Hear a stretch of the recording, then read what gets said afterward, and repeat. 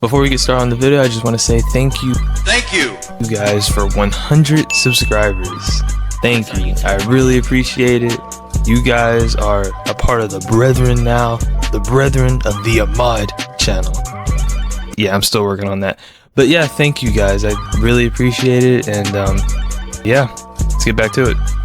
Villains, evildoers, bad guys, haters, whatever you want to call them. Let's be honest. They're the real reason half of us even finish a show. A good villain can carry a story harder than I can carry a stable relationship. But then there are the special ones. The ones who will walk on screen and that soundtrack just goes hard.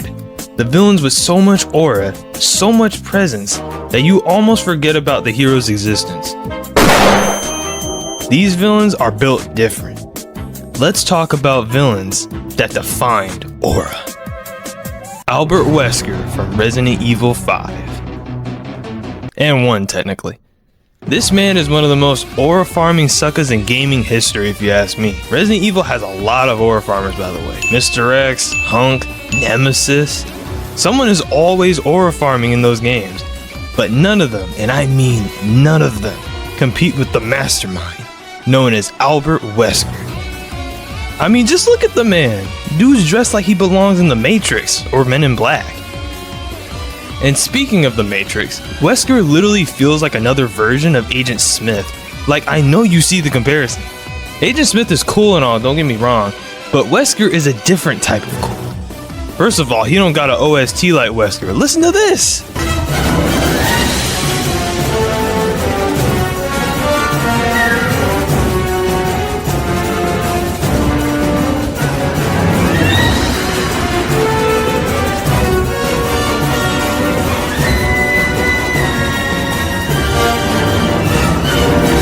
This dude is like if Agent Smith and Nightcrawler did the fusion dance. The way he moves like he's already 5 steps ahead, talks like everyone else in the room is wasting his time, and fights like the rules just don't apply to him is just straight aura. Like, look at this scene. Oh, I'm hurt!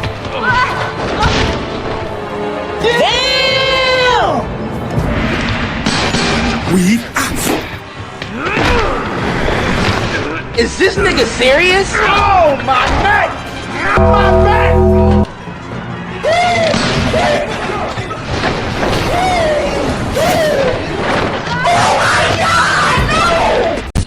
We've got a badass over here. Not to mention, Wesker in one part of the game literally catches a freaking missile with his bare hands.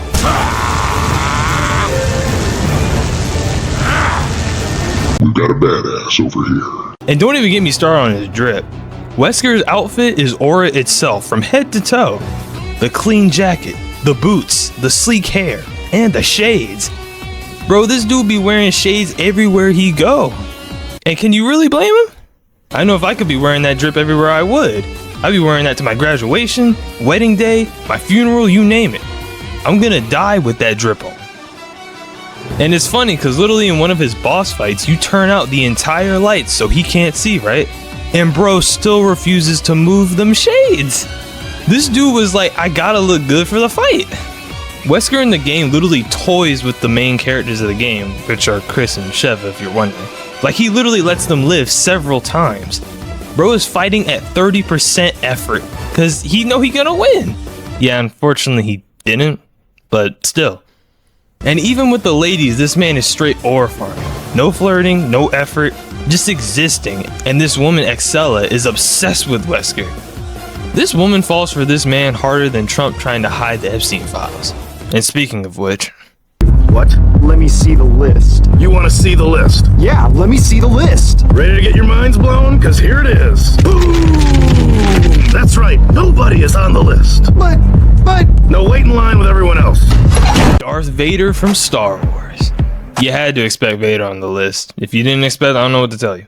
This is one of the first true aura farmers I have ever experienced in my life. You all know Vader, the legendary tyrant of the Galactic Empire, a ruthless Jedi killer feared across the entire galaxy. Freaking Anakin Skywalker. If that doesn't scream aura, I don't know what does. This man, better yet this cyborg, is fueled by pure rage and regret and twisted by loss and pain. And somehow he still manages to dominate every room he walks into without saying a word. Vader's look is packed with aura as well. The eerie helmet, the long black cape, the armored suit, even his breathing is aura. Name another character whose breath is literally aura. Exactly, I didn't think so.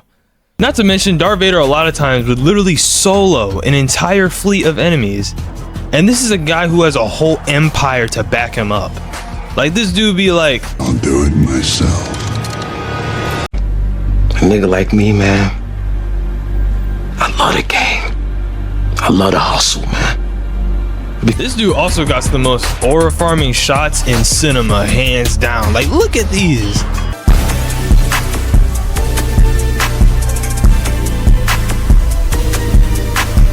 That's why he's the GOAT! The GOAT! Magneto from X-Men. Magneto, the master of magnetism, is easily one of the top aura farmers in Marvel Comics. You could even say cinema. Now look, I'll admit, I'm a little biased, okay? But let's be real, it's justified. Magneto is my favorite Marvel villain ever. Magneto is a different breed of villainy. Not only is he dope as freak, bro can control all levels of magnetism, like how dope is that? But what really adds to his aura is the fact that sometimes he's kinda right. That's the scary part if you think about it. He's powerful, intimidating, and just reasonable enough to make you pause and think, wait, he might be cooking. Because Magneto isn't trying to conquer the world just to flex like other villains. He's reacting to a world that keeps proving him right. Every speech sounds less like a villain monologue and more like a traumatized survivor saying, I warned y'all. That's why he hits different. You're not scared because he's wrong. You're scared because deep down, he's right. Literally in the X-Men 97 show, they literally state this. But the scariest thing about Genosha wasn't the death or the chaos. It was a thought. The only sane thought you can have when being chased by giant robots that were built to crush you. Magneto was right. Yes! Yes! Yes! And let's talk about his powers real quick. I know to some, controlling metal sounds boring and not interesting and stuff, but trust me, the way my boy Magneto uses his mutant powers will make you think otherwise. Like, this dude makes force fields and energy blasts with his magnetic manipulation. Not to mention he wears a helmet that keeps people like Professor X and Emma Frost from reading or controlling his literal mind. I know after seeing Emma Frost and Rogue and Marvel Rivals, I definitely need to wear it. Lord have mercy.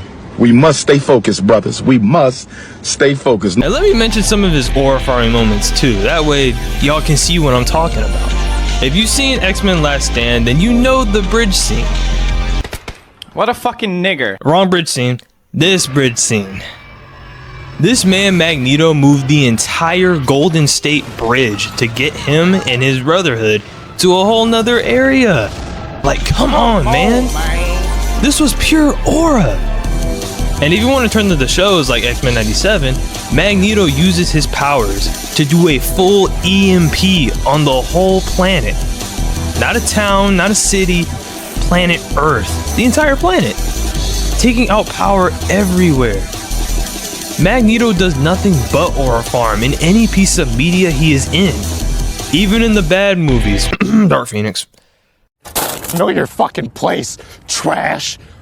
Magneto steals the show, making the movie at least somewhat enjoyable. Like in Dark Phoenix, Magneto has the most dopest fight scene in that movie.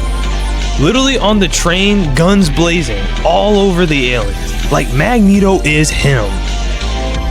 This right here is my favorite thing ever. In the history of forever. I think about this every day. I think about this all night long. I stay awake, not sleeping, because I'm thinking about this. Anyway, that's gonna wrap up the video. I know I missed some really good ones like Sephiroth from Final Fantasy, Death from Puss in Boots, and Tai Lung from Kung Fu Panda. But if y'all want, I can go over them in a part 2, but that's if you guys want it. And thanks again, guys, for 100 subscribers, 100 brethren of the channel. I appreciate it. I truly do. With that being said, I'll catch you on the next one. I'm out.